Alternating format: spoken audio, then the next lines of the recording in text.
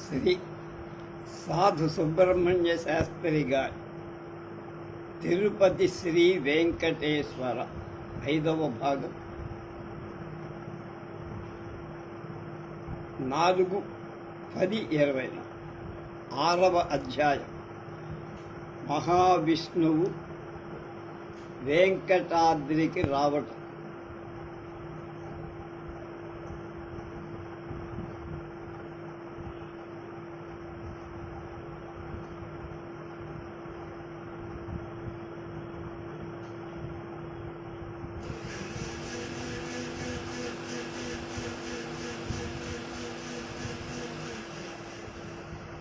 భవిష్య పురాణం 2వ అధ్యాయంలో ఉన్న విషయాన్ని చెప్తున్నారు. మొదటి 3 యుగాలలో కృత, త్రేత, ద్వాపర యుగాల్లో శ్రీ విష్ణువు వెంకటాద్రిపైనే ఉన్నాడు.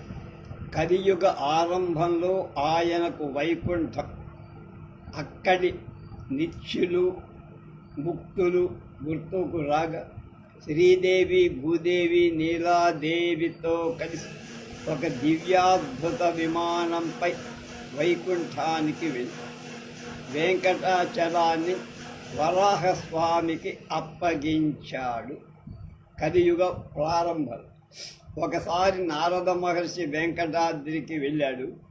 విష్ణువు వైకుంఠానికి తిరిగి వెళ్ళాడని తెలిసి సత్యలోకానికి బయలుదేరి వెళ్ళి బ్రహ్మదేవుడికి ఈ విషయాన్ని చెప్పాడు.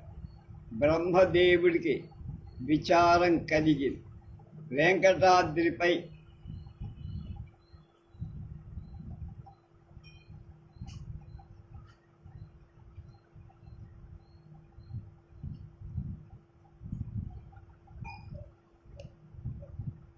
విష్ణువు ఉన్నప్పుడు ప్రజలు భక్తియుక్తులై పుణ్యాత్ములై ఉన్నారని, వరాహస్వామి ఒక్కడే తాను ప్రారంభించిన రథోత్సవాన్ని నిర్వహించజాలరని భావించి బ్రహ్మదేవుడు వాసుదేవ దశరథాంశాలతో ఒక చింత చెట్టును ఆ స్థలంలో సృష్టించి దేవకీదేవి, కౌసల్యాదేవి అంశాలతో ఆ చెట్టు కింద ఒక పుట్టను పుట్టించటానికి సంకల్పించి వెంకటాద్రిపై నెలకొన్న ఆ పుట్ట నివసించే విధంగా విష్ణువుని తీసుకురావాలని ప్రయత్నించాలని నారదుడికి చెప్పాడు. ఆయనకి అప్పచెప్పాడు బాధ్యత. అక్కడి నుంచి నారదుడు, కశ్యపుడు, ఇతర మునులు యజ్ఞం చేస్తున్న గంగా తీరానికి వెళ్ళి ఆ యజ్ఞ ఫలాన్ని ఏ దేవదేవుడికి ఇవ్వాలనుకున్నారు అని వాళ్ళని అడిగారు. భృగు మహర్షి అక్కడ సమావేశమైన ఇతర ఋషులను చర్చించుకొని ఒక నిర్ణయానికి రాలేకపోయారు. త్రిమూర్తులలో ఒక్కొక్కరిని వేరువేరుగా వరాహ గుణగణాలను స్వయంగా పరీక్షించి వారి అర్హత తెలపవలసిందని భృగు మహర్షిని మొదట సత్యలోకానికి బ్రహ్మ ఋషి సమూహంతో కొలువై ఆయనకు సాష్టాంగ ప్రణామం చేసి బ్రహ్మ తనను కూర్చోమనడానికి ముందే భృగు మహర్షి కూర్చున్నాడు. బ్రహ్మకు భృగు మహర్షి ప్రవర్తన చిరాకు కలిగించి ఆయనను గుర్తించినట్లుండి ఆయన రాకు కారణమేదో కూడా తెలుసుకునే ప్రయత్నం తెలుసుకోనట్టు ప్రయత్నించాల. భృగు మహర్షికి కాలింది. ఈ ప్రవర్తన బ్రహ్మదేవుడికి రజోగుణం వల్ల కలిగిందని, ఆయన ముక్తి ప్రదాత కాదని, ఆయనకు భూమండలంపై దేవాలయం ఉండరాదని శపించాడు. వెంటనే తన ఆసనం నుండి లేచి కైలాసం వెళ్ళి శివుణ్ణి చూడటానికి వెళ్ళి ఆయన పార్వతీదేవితో ఏకాంత సుఖంలో ఉంది. భృగు మహర్షి ఏకాంత మందిరంలోకి వెళ్ళి ఆది దంపతుల ముందు నిలబడి పార్వతీదేవి ముఖం సిగ్గుతో నిండిపోయి శివుడు భృగు మహర్షిని కోప సంరక్తలోచనుడై చూశాడు. ఆయనతో కుశల ప్రశ్న వెయ్యల తెలుసుకోవాలా ఎందుకు వచ్చారు. తమో గుణమయుడైన శివుడి యొక్క శివుడు ముక్తి ప్రదాత కాదు అని ఆయన సర్వాంగ పూజ కూడదని నిశపించాడు. అందుకనే లింగాకారం. అక్కడి నుంచి భృగు వైకుంఠానికి వచ్చి ఆ సమయంలో మహావిష్ణు ఆదిశేషుడిపై శ్రీలక్ష్మీ సంహితుడై శయనించి ఉన్న భృగు అయిన ఆయన వక్షస్థలం కుడి భాగాన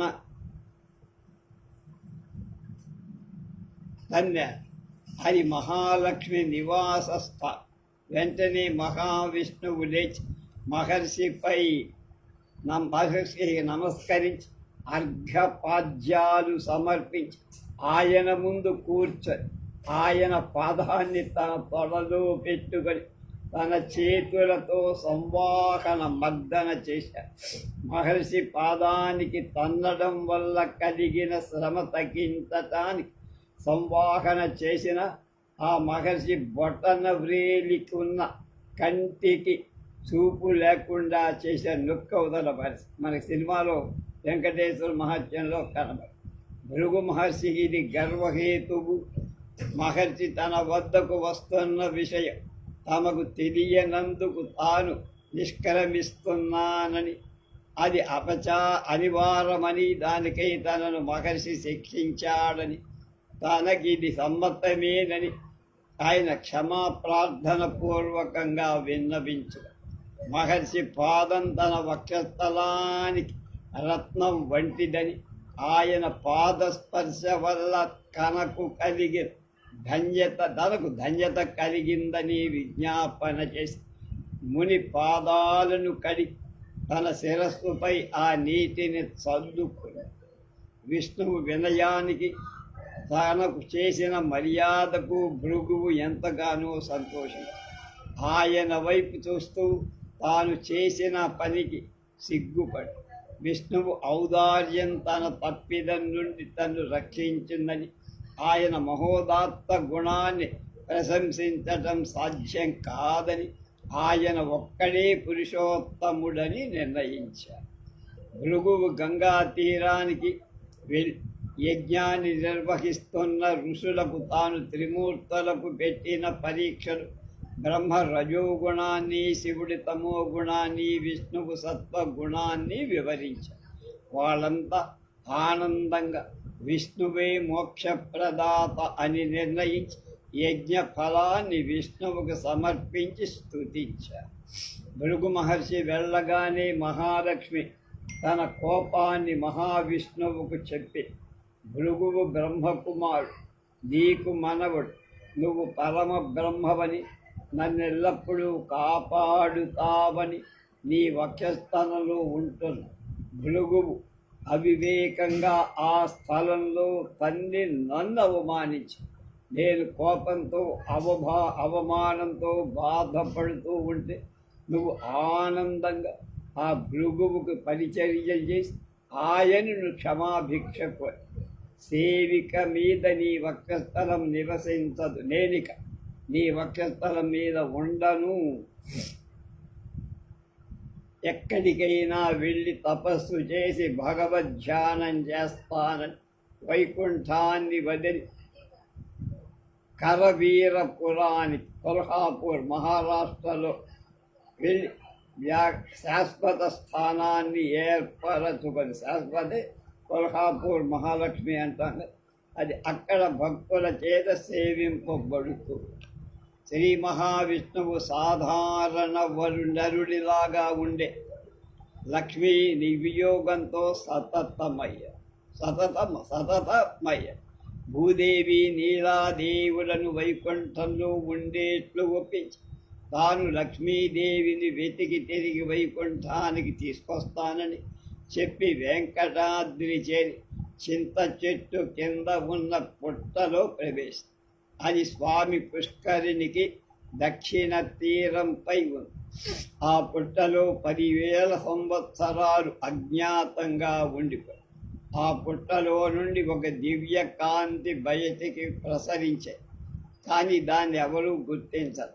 అప్పటికి 8వ ద్వాపర యుగం సమాప్తమై కలియుగం ప్రారంభమై ఒక చోళరాజు భూమిపై ధర్మ విరుద్ధంగా రాజ్యం చేస్తూ ఉన్నారు.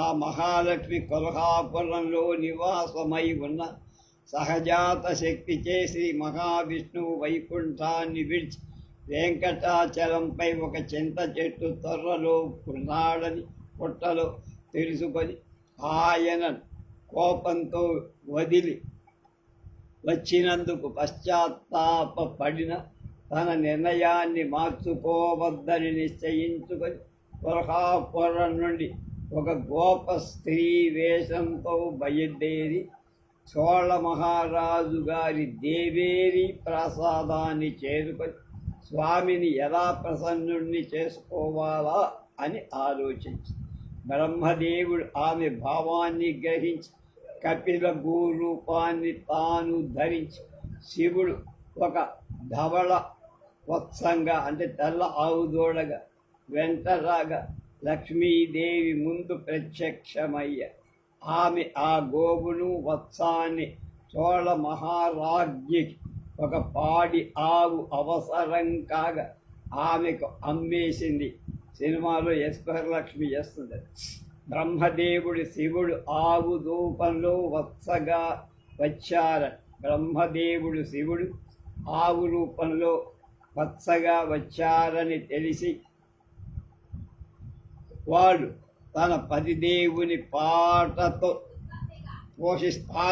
పోషిస్తారని నమ్మకంతో నిర్విచారంగా లక్ష్మీ కొల్హాపురానికి తిరిగి చేరి చోళ మహారాజుకు 2000 గోవులుండే. వాటితో పాటుగా తన ఆవులు దూడను మేపటానికి పశువుల కాపరి ఆ మహారాజ్ఞి అప్పగెట్టి ప్రతిరోజు ఆవు వెంకటాద్రిపై ఎవరూ గుర్తుపట్టకుండా వెళ్ళి పుట్టలో పాలనన్నిటినీ వదిలిపెట్టేశారు. ఆ శ్రీ విష్ణు ఆ పాలను తాగేవాడు.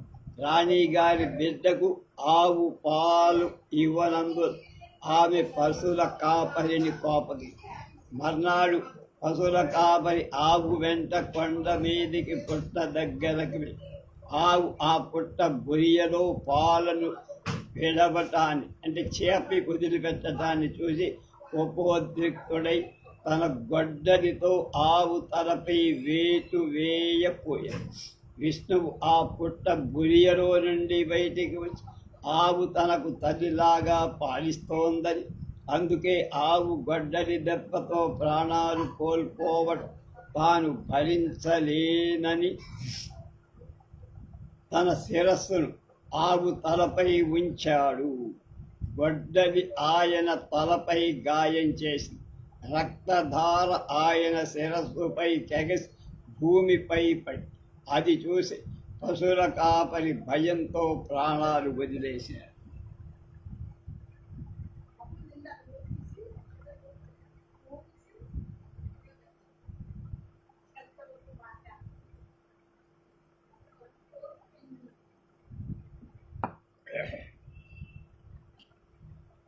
పశువుల కాపరి చనిపోవడం చూసి ఆవు కొండ కిందికి వచ్చి చోళరాజు ఆస్థానానికి వెళ్ళి భూమిపై పడి దొడ్డి రాజు ముందు పెద్దగా అంబారవాన్ని చేసి వెనక్కి తిరిగి రాజు ఆశ్చర్యపడి తన సేవకులను ఆవు వెన్నంటి వెళ్ళమని ఆజ్ఞ.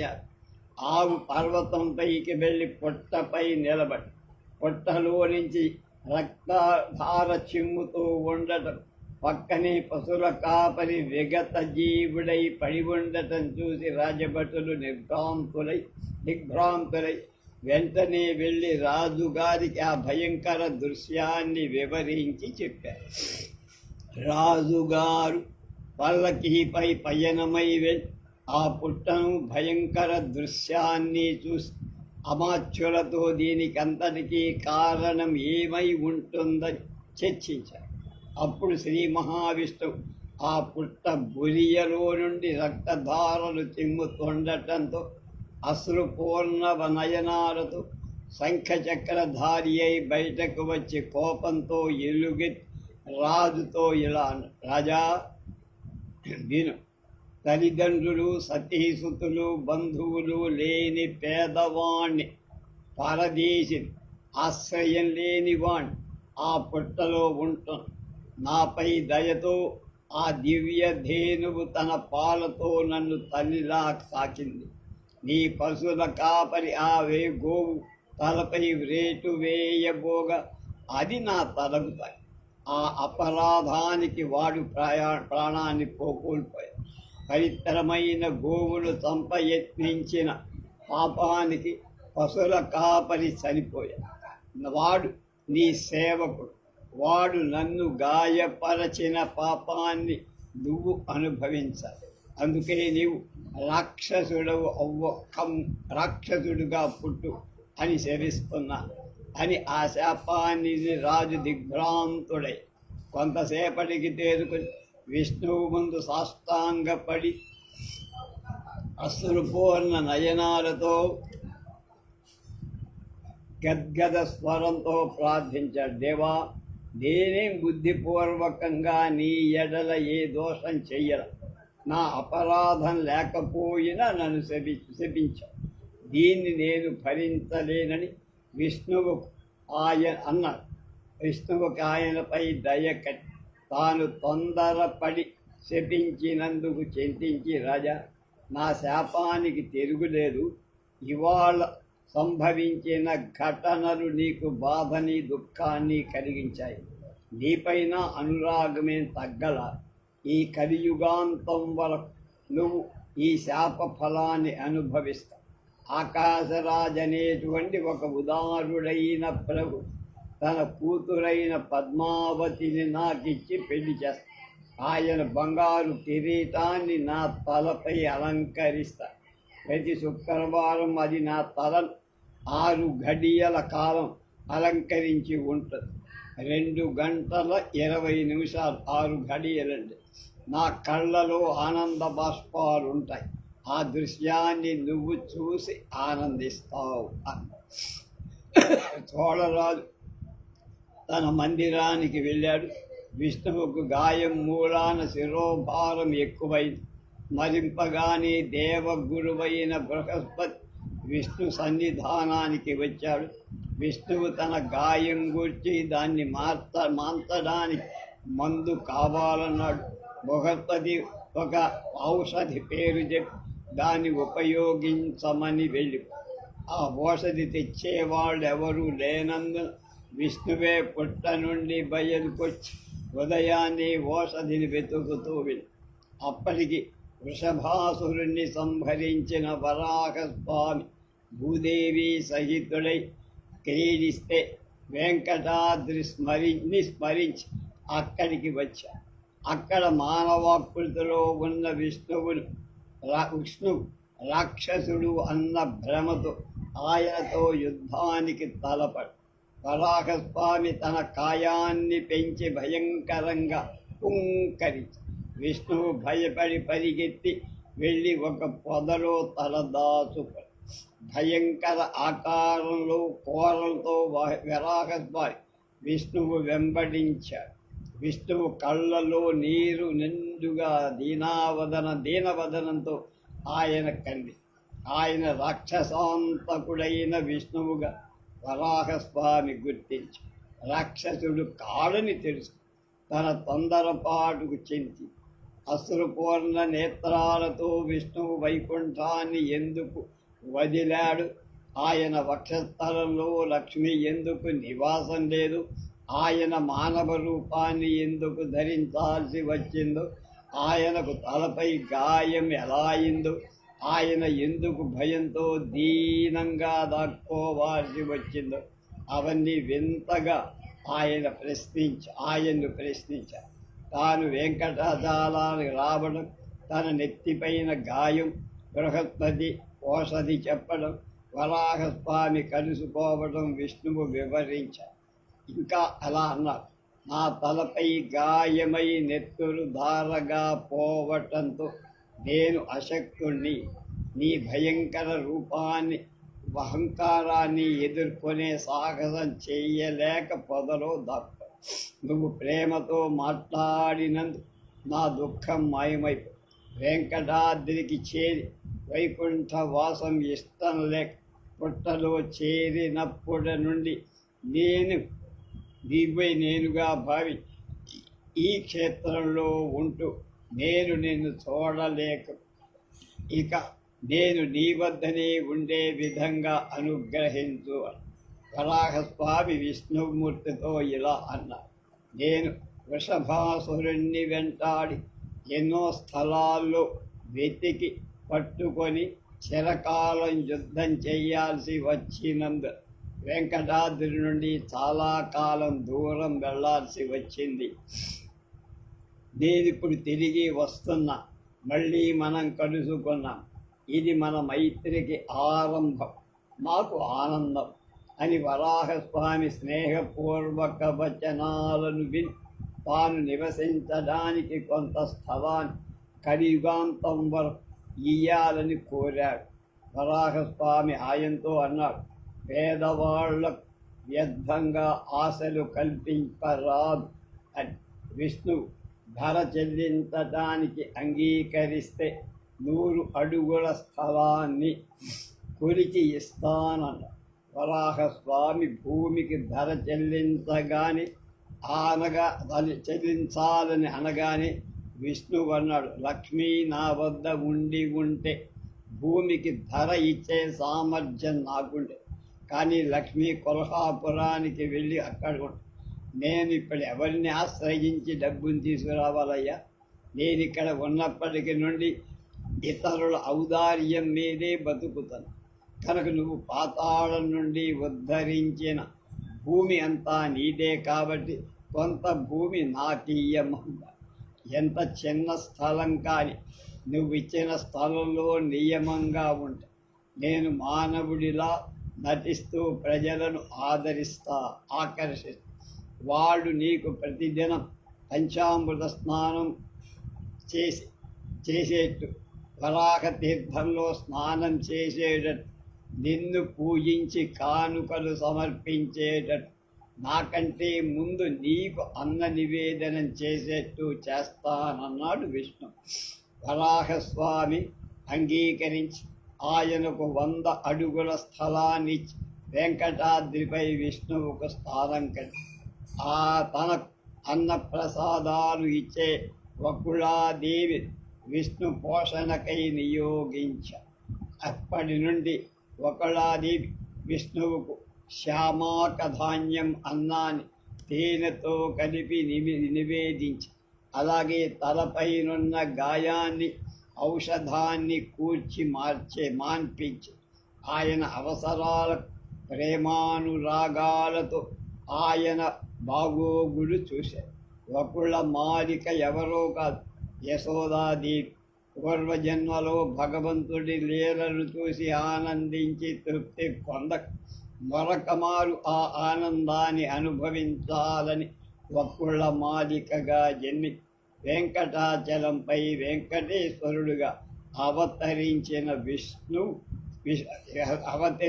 విష్ణువు సేవించి సంతృప్తికి ధన్యత పొంది శ్రీ వరాహస్వామి భూదేవికి వెంకటాచల వైభవాన్ని, స్వామి పుష్కరిణి తదితర తీర్థాల మహాత్మ్యాన్ని, శ్రీ వరాహ మంత్ర జప విధానాన్ని వివరించి వెంకటేశ్వర స్వామి నారాయణ పురానికి చెందిన ఆకాశరాజు పుత్రిక అయిన పద్మావతిని వివాహమాడిన కథ చెప్పడానికి ముందుగా భూత భవిష్యత్ వర్తమానాల్లో సంభవించే అంశాలను విశదీకరిస్తున్న విషయాన్ని ప్రస్తావించి, అది కృతయుగంలో వైవస్వత మనుగు కాలంలో సంభవించిన ఉదంతాలే మళ్ళీ ఈ యుగంలో సంభవిస్తాయని, అలా వచ్చే యుగాల్లో కూడా జరుగుతాయని ధాతా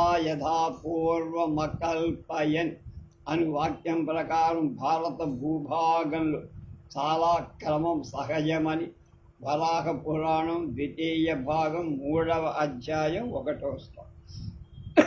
భూదేవికి ఇంకా ఇలా చెప్పారు. ఒక కృతయుగంలో వైవస్వత మనుగు కాలంలో వాయుదేవుడు లక్ష్మీదేవి వక్షస్థలంలో దక్షిణ భాగాన ధరించిన శ్రీనివాసుని గురించి తీవ్రమైన తపస్సు చేయగా సంతోషించి తాను తన దేవేరులైన శ్రీదేవి భూదేవి సహితుడై వెంకటాద్రిపై స్వామి పుష్కరిణికి దక్షిణ దిశలో ఉన్న ఆనంద నిలయ విమానంలో నివాసం ఉంటానని వరాన్ని అనుగ్రహించి ఆ కాలం నుండి వాయుదేవుడికి వరాన్నిచ్చిన కారణంగా దేవసేనాపతి అయిన కుమారస్వామి అదృశ్యంగా విమానంలో అర్చింపగా వెంకటేశ్వర స్వామి యుగాంతం వరకు నివసిస్తారు. అగస్త్య మహాముని వెంకటాచలంపై 12 ఏళ్ళు తీవ్ర తపస్సు చేసి కల్పాంతం వెంకటాద్రిపై నివసించి అనుగ్రహంతో దర్శనం ఇయ్యవలసిందిగా కోరగా అంగీకరించినందు శ్రీదేవి భూదేవి సహితుడై చతుర్భుజుడై కుమారస్వామిచే వాయుదేవుడిచే అర్చితుడై శ్రీ వెంకటేశ్వర స్వామి మానవులు దర్శనమిస్తూ ఉంటారు. వరాహ పురాణం 2వ భాగం అధ్యాయం 3 శ్లోకం 2 నుంచి 10.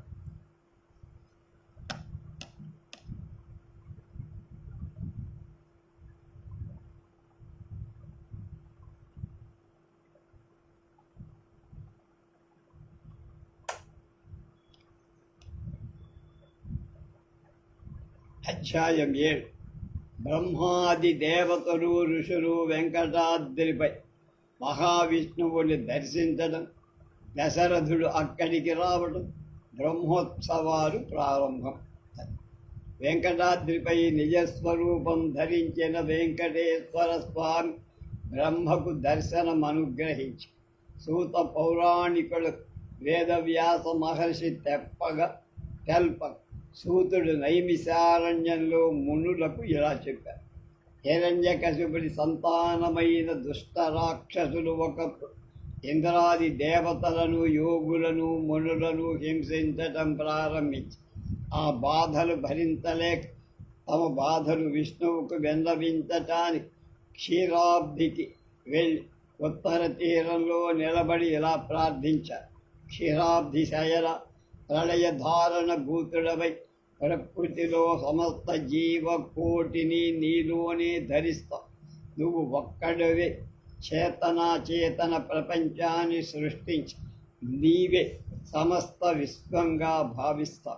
విశ్వాన్ని పాలించే బాధ్యత కలిగినను యోగ సమాధిలో మహాలక్ష్మితో ఆదిశేషుడు పర్యంకంగా విశ్రమిస్తా. నువ్వు మా బాధలను గురించి పఠించుకో, మాకేం ప్రయోజనం? ఓ దేవా, సమస్త దేశాధిపతి దయాసముద్ర, మాపై కృప ప్రసరించు, వర్షించు.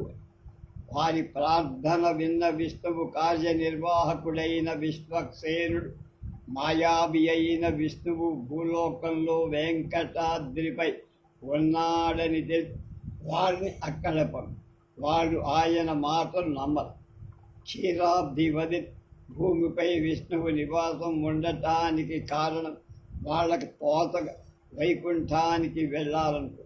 దారిలో వారికి వీణావాదన చేస్తూ వైకుంఠం నుండి వస్తున్న త్రికాల వేది అయిన నారదుణ్ణి చూసి విష్ణువు ఎక్కడ ఉన్నాడని ఆయన అడిగితే విష్ణువును ఆరాధించటానికి తాను వైకుంఠానికి వెళ్ళగా ఆయన అక్కడ లేడని, భూలోకంలో ఒక కొండపై ఉన్నాడని తెలిసిందని చెప్పారు.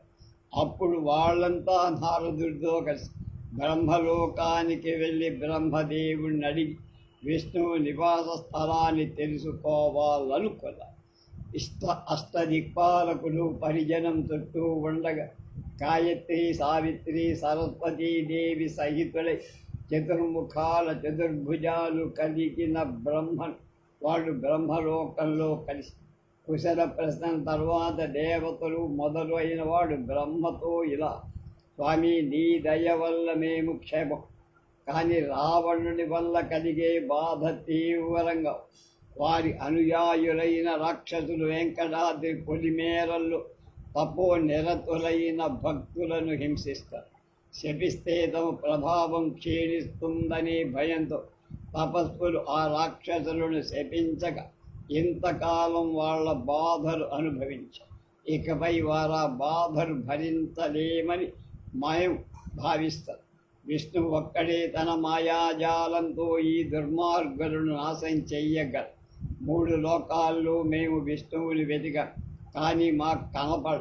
నువ్వు సృష్టికర్త, మాకు రక్షకుడవు. మాకు విష్ణువును చూపించి మమ్మల్ని ధన్యుణ్ణి చెయ్యి, ఈ బాధ నుండి కాపాడు. బ్రహ్మ ఒక్క క్షణం ఆలోచించి ఇలా, దేవతలారా, రావణుడు తీవ్రమైన తపస్సు చేసి అసాధారణమైన వరం పొందాడు. మానవుడిని అల్పుడని భావి వాడి నుండి మరణం రాకూడదన్న వరాన్ని కోరదు. అందుచేత మానవుడి వల్లనే వాడి మరణం జరుగుతుంది. దానికి తగిన మార్గాన్ని మహావిష్ణువే సూచిస్తారు. ఆయన ఇప్పుడు తనకు ప్రియమైన వెంకటాద్రిపై ఉన్నాడు. నేను మీతో వస్తా. అందరం కలిసి ఆయన నివాస స్థానాన్ని వెతుకుదాం. ఇక్ష్వాకు ప్రభువైన దశరథుడు వెంకటాద్రిపై స్వామి పుష్కరిణిలో తీరంలో పుత్ర సంతాన వరాన్ని కోరుతూ తపస్సు చేయటానికి వెళతా. భగవంతుడు ప్రీతుడై ఆయనకు వరాన్ని ప్రసాదిస్తా అని దేవత తదితరు బ్రహ్మలోకం నుండి భూలోకానికి వెంకటాద్రిని వెతుకుతూ బయలు. వెంకటాద్రిని చూశారు. అది నిబిడమైన అరణ్యాలతో నిండి కందరాలు గుహలు. అక్కడ సిద్ధులు, గంధర్వులు మొదలైన వాళ్ళును, గంధర్వకాంతలు, అప్సరసలు మధురమైన జంతగాత్ర సంగీతాన్ని వినిపిస్తుంది. అక్కడ దేవతలకు కనిపించిన సుందర పక్షి కానీ, పశువు కానీ, కలిసుకొన్న గంధర్వుడు కానీ, ఆ రూపాన్ని ధరించిన విష్ణు వెంకటేశ్వరుడేమో అనుకున్న. ఆ కాలంలో అయోధ్యానగర రాజధానిగా దశరథ మహారాజు భూమిని 60,000 ఏళ్ళు కాపాడుతూ పాలించి పుత్ర సంతానం లేనందున బాధపడు. దివ్యజ్ఞాని అయిన వశిష్ఠుడు ఆయన కుల పురోహితుడు. తనకు సంతానం లేని కారణంగా పుత్ర సంతానాన్ని పొందే ఉపాయాన్ని చెప్పమని వశిష్ఠుణ్ణి కోరగా, ఒక క్షణం ఆలోచించి, నువ్వు పవిత్రాత్ముడవు, నీ జన్మలో ఏ పాపాలు చెయ్యలా, పూర్వజన్మలో చేసిన పాపం మూల నీకు సంతానం కలగల. ఆ పాప పరిహారం కావటానికి వెంకటాచలంపై వేంచేసి ఉన్న వెంకటేశ్వర స్వామిని పూజ. వెంకటాచలం గంగా నదికి దక్షిణంగా 200 యోజనాల దూరంలో. అది పవిత్ర పర్వతం. అది వైకుంఠం నుండి భూమికి తీసుకురాబడిన క్రీడాచలం. అది విష్ణు వెంకటేశ్వర స్వామికి వైకుంఠం కంటే ప్రీతిపాత్రమై దానిపై తన దేవేరులతో వెంకటేశ్వర స్వామి నివాసం ఉన్న. ఆయన దర్శనాన్ని కోరి దేవగణం, యోగులు, బ్రాహ్మణులు అక్కడ తపస్సు చేస్తారు. యజ్ఞ యాగాదులను, ధార్మిక క్రతువులను ఆచరిస్తారు. లోకక్షేమాన్ని కోరి బ్రహ్మదేవుడు శ్రీ వెంకటేశ్వర స్వామి సన్నిధిలో తపస్సు చేస్తారు. వెంకటేశ్వర స్వామి ఆయన దర్శనాన్ని అనుగ్రహిస్తారు. ఆ స్వామి భక్తుల ఎడ దయామయుడు. నీవు ఆ స్వామిని పూజిస్తే నీ కోరికలు తీరుస్తారు అని వశిష్ఠ మహర్షి ఆదేశంతో హర్షించి దారిలో గంగా, గోదావరి, కృష్ణా, భద్ర, తుంగభద్ర, పంప, భవనాశిని మొదలైన నదుల్లో స్నానం చేసి వాటి వశిష్ఠ సహితులై దశరథుడు వెంకటాద్రి వనాలతో నిబిడమైన పర్వత శిఖరాలు, పరిసరాలను, ప్రవహిస్తున్న సెలయేరులను, జలాశయాలను, చెరువులను, సరస్సులను చూసి స్నానం చేసి పవిత్రుడై తన కోరిక సఫలమవుతుందని, తనకు పుత్ర సంతానం కలుగుతుందని ఆనందంగా భావించారు. ముందుకు సాగిపోతూ దశరథుడు, వశిష్ఠుడు స్వామి పుష్కరిణి దగ్గరకు వచ్చారు. వివిధ యాగాలు చేస్తూ ఉన్న మునులు వాళ్ళకు కనిపించారు. వారిలో కొందరు యజ్ఞాలు చేస్తున్నారు, కొందరు మనస్సులో విష్ణు ధ్యానం చేస్తున్నారు, మరికొందరు ప్రణవ సహితంగా తారక బ్రహ్మమంత్రం, గోపాల బీజమంత్రం, వరాహమంత్రం, వాసుదేవ ద్వాదశాక్షర మంత్రం, నారాయణ అష్టాక్షరీ మంత్రం వంటి మంత్రాలు జపమాలతో జపిస్తారు. వారి మధ్యలో వ్యాఘ్ర చర్మంపై సుఖాసీనులైనట్టువై కంఠదేవంతో దేశంతో స్ఫటికమాలను ధరించి నారాయణుడు జపధ్యానంలో నిమగ్నుడై ఉన్న చతుర్ముఖ బ్రహ్మను చూశాడు. స్వామి పుష్కరిణిపై తనకు కల్పించిన అద్భుత దృశ్యాన్ని దశరథుడు ఆశ్చర్యచకితుడు. బ్రహ్మామునులు చేస్తున్న తీవ్ర జపతపాతల ప్రసన్నుడై విష్ణువు సాక్షాత్కరించబోతున్నాడని వశిష్ఠుడు దశరథుడికి చెప్పాడు. స్వామి పుష్కరంలో స్నానం చేయమన్నాడు. వెంకటేశ్వర స్వామి అష్టాక్షరి మంత్రాన్ని యంత్రాన్ని దశరథుడికి ఉపదేశించి శ్రీ స్వామి వెంకటేశ్వర ధ్యానం చేస్తూ మంత్ర జపం చెయ్యమని ఆదేశి వశిష్ఠుడు కూడా దర్భాసనంపై ఆసీనుడై జపం చేస్తాడు. అకస్మాత్తుగా భయంకరమైన మేఘ గర్జన వినిపి అందరూ ఆకాశం వైపు చూస్తారు. అత్యంత కాంతివంతమైన మెరుపు చూసి ఆ కాంతిని తట్టుకోలేక అప్రయత్నంగా కళ్ళు మూసి కానీ జపాన్ని మానల. ఆ దివ్యకాంతి మధ్యలో ఒక దివ్య విమానం కనిపించి అది గోపుర ప్రాకారానికి గోపురాలపై కలశాలతో శోభిస్తూ ఆ విమానానికి ముందు భాగంలో ఒక రత్న ఖచ్చితమైన క్రీడామండపం, దాని మధ్యలో ఆస్థాన మంటపంలో స్తంభాలన్నీ విలువైన మణులతో పొదగబడి దానికి 4 వైపులా 4 ద్వారాలు. ఆ ద్వారాలను ద్వారపాలకులు రక్షిస్తూ ఉన్నారు. వారిలో 1000 స్తంభాలతో విరాజిల్లే 4 వైపులా 4 ద్వారాలు. ఆ ద్వారాలను ద్వారపాలకులు రక్షిస్తున్నారు. దానిలో 1000 స్తంభాలతో ఒక మణిమండపం, ఒక రథం, అశ్వాలు, గజాలు, తదితర జంతువులు, మధుర గానం చేసే పక్షులు, భేరీ సముదాయం కూడా సుందర కాంతలు చామరాలు వీస్తూ హారతులు ఎత్తు ఛత్రధ్వజాలతో ధరించి నృత్యం చేస్తారు. ఆ దృశ్యాన్ని చూసి బ్రహ్మాది దేవతలు, సనకాది యోగులు, అగస్త్యుడు మొదలైన మునులు ఆశ్చర్యచకితులై వాళ్ళకేం చేయాలో తెలియదు. విమానం వైకుంఠంలోని విష్ణువు ఎక్కిన విమానమని, దాన్ని సావధానంగా చూడటానికి తమ వెంట రమ్మని బ్రహ్మదేవుడు వారిని కోరాడు, ఆదేశించి. దశరథుడు కూడా వాళ్లతో వెళ్ళాడు. మొదటి ద్వారం వద్ద వారికి చంద ప్రచండుడనే ద్వారపాలకుడు శంఖచక్రాలు ధరించి కనపడ వారికి నమస్కరించి 2వ ద్వారం నుండి 7వ ద్వారం దాటి విమానం దగ్గరికి చేరారు. అక్కడ మేఘశ్యాముడైన సూర్య తేజస్సుతో ప్రకాశిస్తున్న మహావిష్ణు వారికి దర్శనమిచ్చి ఆ దేవుని కుడి ప్రక్కన కమలాసనంపై లక్ష్మీదేవి నిలబడి ఉంది. ఎడమ పక్క భూదేవి ఉంది. ఇద్దరూ కిరీటాలు ధరించి ఉన్న వాళ్ళు విష్ణువును చూస్తూ అందంగా ఆనందం అనుభవిస్తుంది.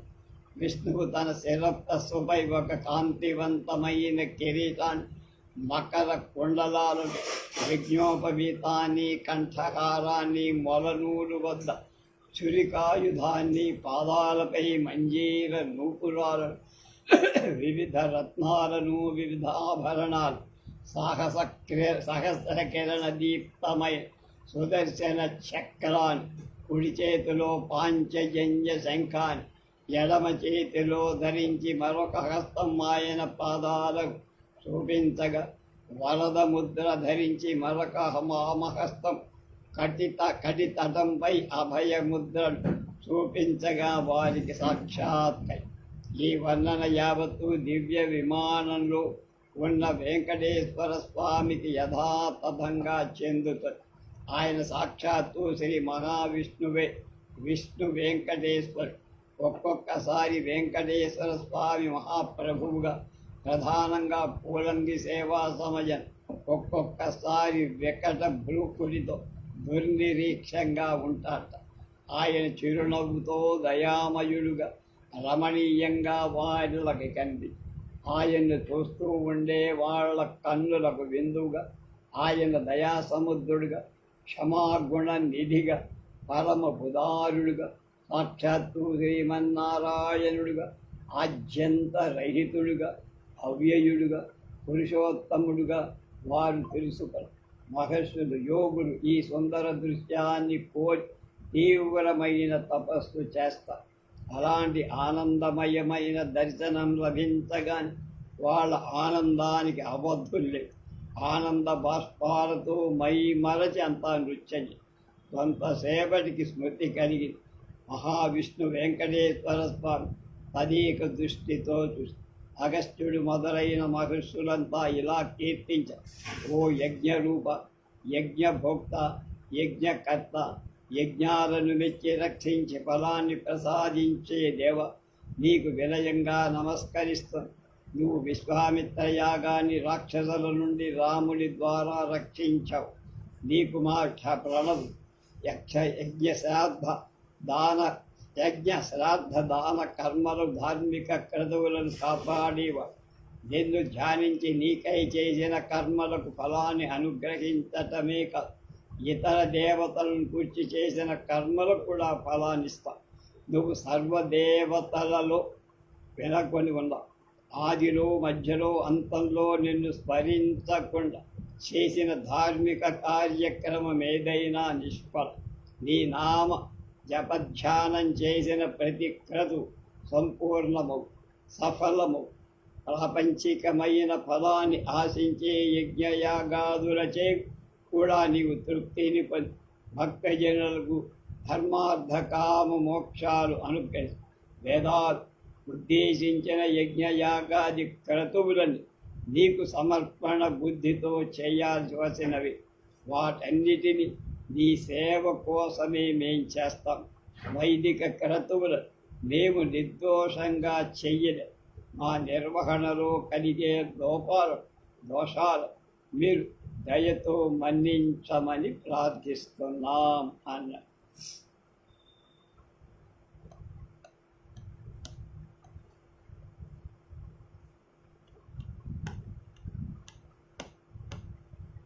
యజ్ఞాలను చేసే మహర్షులు దీక్షతో వాటిని నిర్వహిస్తారు. నిర్దోషంగా నిర్వహించడానికి సర్వదా ప్రయత్నం. ఈ స్తోత్రం సామాన్య జనులకు మార్గదర్శి. ఇంద్రుడు మొదలైన దేవతలు మహావిష్ణువుని ఇలా ప్రార్థి: వెంకటాచల ప్రభు, శేషాద్రివాస, సింహాచల నివాస, నారాయణ వాసుదేవా, నీకు సాష్టాంగ నమస్కారం. నీవు దయతో భూమిని పాతాళం నుంచి ఉద్ధరించి దానిని ఇక్కడ స్థిరం చేశావు. ఈ పర్వతంపై మానవులను కాపాడి కోర్కెతో నివాసం ఏర్పరచుకో.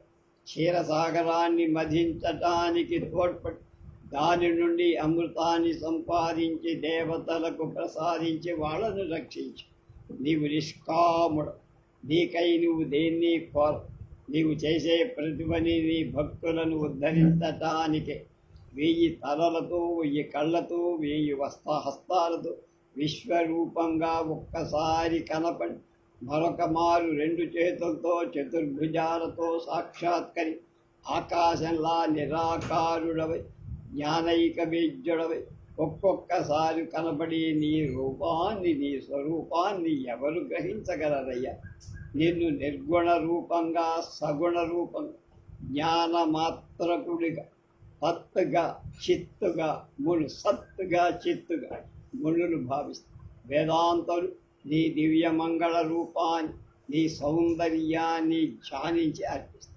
సనకాది మునులు స్వామిని ఇలా అభ్యర్థించారు: ఓ విష్ణుదేవా, వైకుంఠనాథ, నువ్వే ఈ జగత్తుకు మూలకాలు. నువ్వు విశ్వాకృతివై ఉన్న నీవు నిరంజనుడు. నీకు సాష్టాంగ ఆధార చక్ర మొదలుగా షట్చక్రాల నుండి సుషుమ్నాది నాడి ద్వారా జ్ఞాన రూపంగా లయవాచ్యమై మనస్సు ద్వారా గ్రహింపబడే రూపరహితమైన స్వయం ప్రకాశ రూపాన్ని మా హృదయ కమలాలతో సమాధ్యవస్థలో మేము నిన్ను ధ్యానిస్తాం.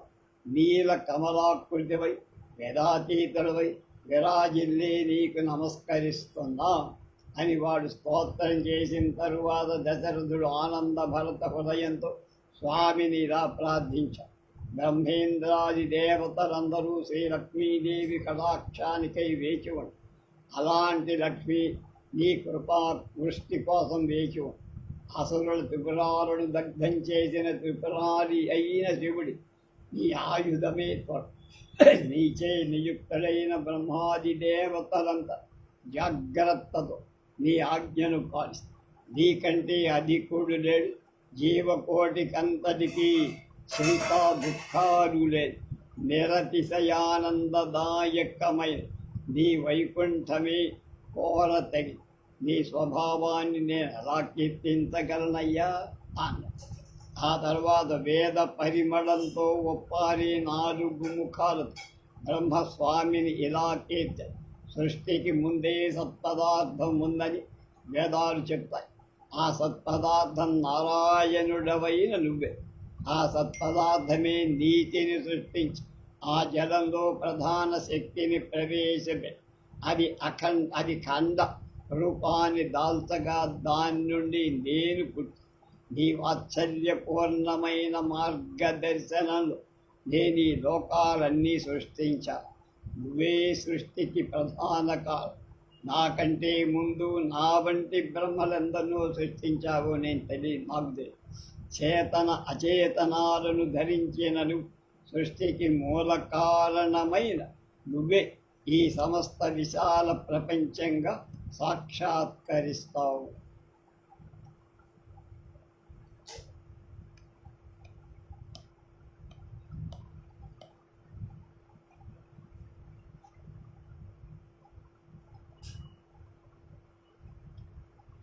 తర్వాత ఏం జరిగిందో రేపు చేద్దాం, ఇంకా పూర్తి కాదు.